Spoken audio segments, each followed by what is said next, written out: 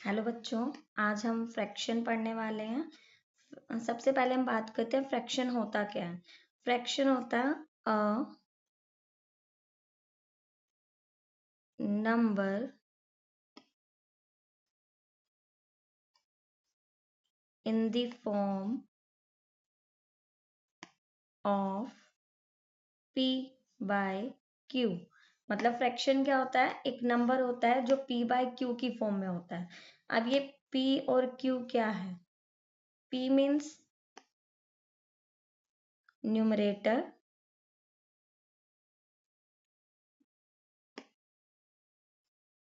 और q जो होता है वो डिनोमिनेटर होता है।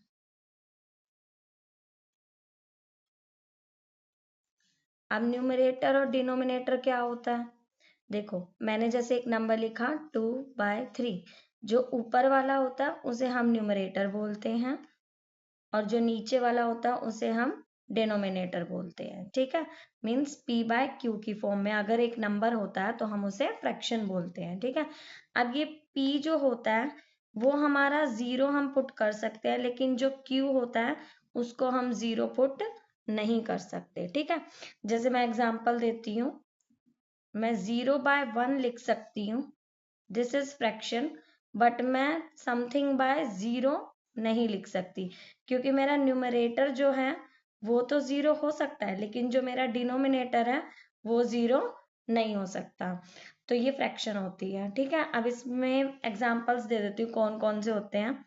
जैसे मैं एग्जांपल लिख सकती हूँ 2/3 एक फ्रैक्शन है, 6/7, 1 and 2/3, ये सारे क्या हैं?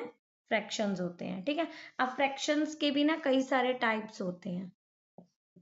कौन कौन से टाइप्स की फ्रैक्शन होती है, तो अब हम उस टाइप्स के बारे में बात करते हैं। ठीक है, तो सबसे पहले कौन कौन से टाइप्स होते हैं हम उनके नाम जान लेते हैं, फिर उनके बारे में डिफाइन करेंगे। ठीक है, तो सबसे पहले हम बात करते हैं proper fraction.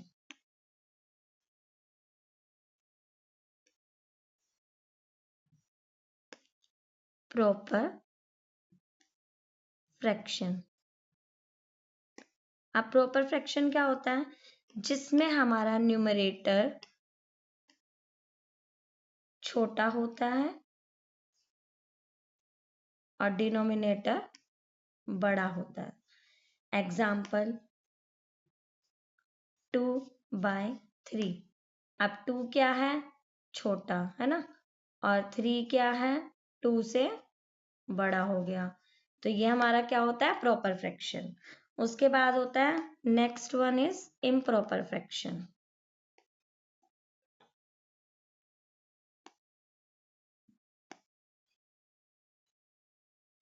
Improper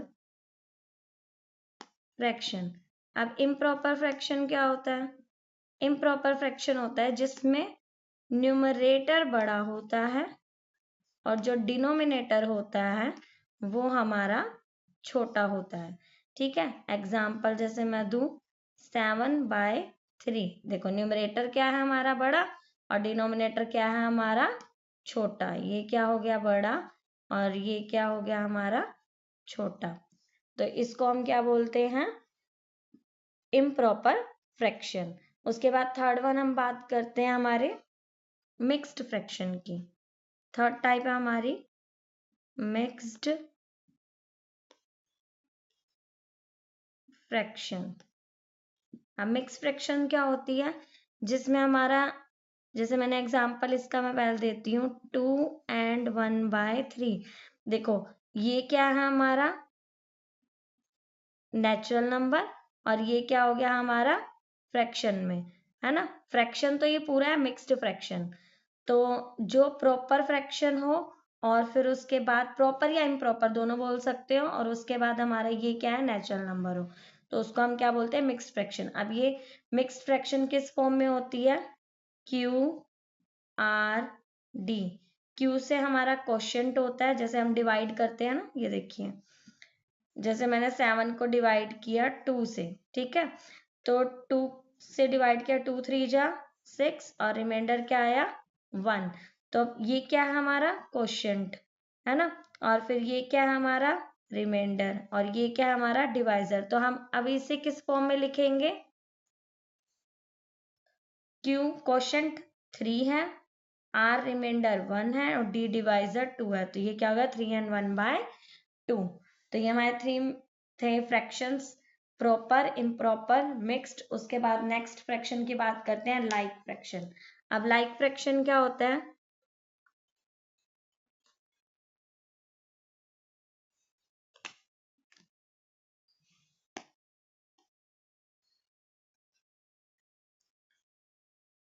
like fraction,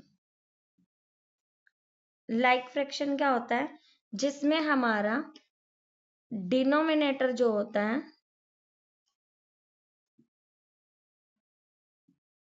वो सेम होता है। काफी सारे एग्जांपल्स दे रखे होते हैं हमारे पास, फ्रैक्शन दे रखे होते हैं, जैसे 1/3, 7/3, 2/3, 5/3। अब देखो इसका जो डिनोमिनेटर है वो क्या है? सेम है ना? 3 3 3, सब में क्या है? 3 3 3 3 3। तो डिनोमिनेटर क्या हो गया? सेम। अगर डिनोमिनेटर सेम है then we can say that it is like fraction. उसके बाद नेक्स्ट वन पे चलते हैं, unlike fraction. Unlike fraction like का उल्टा होता है, अपोजिट फ्रैक्शन। जैसे इसमें डिनोमिनेटर सेम होते हैं तो वो लाइक होता है, और इसमें अगर डिनोमिनेटर अलग हो तो वो अनलाइक फ्रैक्शन होता है। ठीक है, इसमें क्या है? देखो डिनोमिनेटर क्या है? अलग अलग है ना? अब डिनोमिनेटर अलग अलग है, डिफरेंट है, तो वो क्या हो जाएगा? Unlike fraction.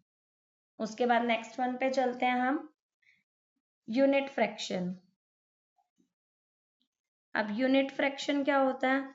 जिसमें हमारा न्यूमरेटर 1 हो, जैसे 1/7, 1/9, 1/3। अब देखो इसमें न्यूमरेटर क्या है? न्यूमरेटर 1 है, ठीक है।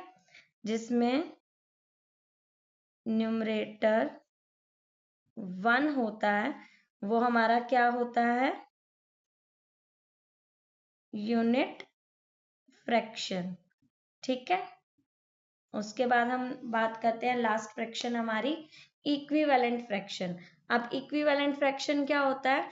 इक्विवेलेंट फ्रैक्शंस होते हैं जिसमें हमारा, अगर हम किसी को हम क्या करते हैं, सिंपलेस्ट फॉर्म में लाते हैं, ठीक है, और वो सिंपलेस्ट फॉर्म में लाने के बाद वो सेम होता है, तब हम उसे क्या बोलते हैं? Equivalent fraction. जैसे इक्विवेलेंट फ्रैक्शन, इक्विवेलेंट फ्रैक्शन क्या होते हैं ये देखिए। जैसे मैंने एक लिखा 1/3, 2/6, 3/9, 4/12। अब ये इक्विवेलेंट फ्रैक्शन है। कैसे? अगर देखो, अगर मैं 2/6 को सिंपलेस्ट फॉर्म में लाती हूँ, ठीक है, सिंपलेस्ट फॉर्म में लाई, तो इसमें क्या हुआ? हमारा 1/3 आ गया, ठीक है। ये देखो 1/3 और 1/3 सेम है। अब 3/9 लेते हैं हम। 3/9 को भी मैं सिंपलेस्ट फॉर्म में लाती हूँ, दोनों 3 की टेबल में जाते हैं ना, तो दोनों को 3 से डिवाइड करी हूँ। 3 को 3 से डिवाइड किया 1, और इससे क्या, तो 3। देखो वापस 1/3 आया। इसमें नेक्स्ट नंबर लेते हैं 4/12। 4 और 12 दोनों 4 की टेबल में डिवाइड होते हैं, तो मैं 4 से डिवाइड करती हूँ, इसमें भी क्या है? 1/3। तो देखो तीनों सब क्या है? सेम है ना? 1/3 1/3 सॉल्व करने के बाद वो क्या आ रहे हैं? सेम आते हैं, तो उसको हम इक्विवेलेंट फ्रैक्शन बोलते हैं। इसका मैं शॉर्ट भी दे सकती हूँ। देखो ऊपर 1 की टेबल है, 1 2 3 4, और नीचे 3 की टेबल है, 3 3 1 जा 3, 3 2 जा 6, 3 3 जा 9, 3 4 जा 12। ठीक है, तो टेबल्स होती हैं, बट ये होना चाहिए, अगर मान लो इधर 2 जा है तो इधर भी हमारा 2 जा होना चाहिए। इधर हमारा 3 जा है तो इधर भी हमारा 3 जा होना चाहिए। तो उस तरह से हमारी इक्विवेलेंट फ्रैक्शन होती है। जैसे एग्जांपल मैं दूं, मैंने लिखा 3/4। अब मैं यहाँ लिख रही हूँ 3 2 जा 6, ठीक है, तो मैं इधर भी 2 जा ही लिखूंगी, 4 2 जा 8, तो वो हमारा इक्विवेलेंट होगा। ठीक है, अगर मैं लिख रही हूँ यहाँ पर 1/7, 1 × 3 मतलब 3 बन गया, और यहाँ पर 3 की बजाय मैं 7 कर रही हूँ, 7 4 जा 28, तो वो इक्विवेलेंट नहीं होगा, ठीक है, ये इक्विवेलेंट नहीं होगा। तो यहाँ पर हमारी फ्रैक्शंस के जो टाइप्स थे वो खत्म होते हैं। वीडियो अच्छी लगी हो तो please like share and subscribe करना ना भूले। Thank you for watching.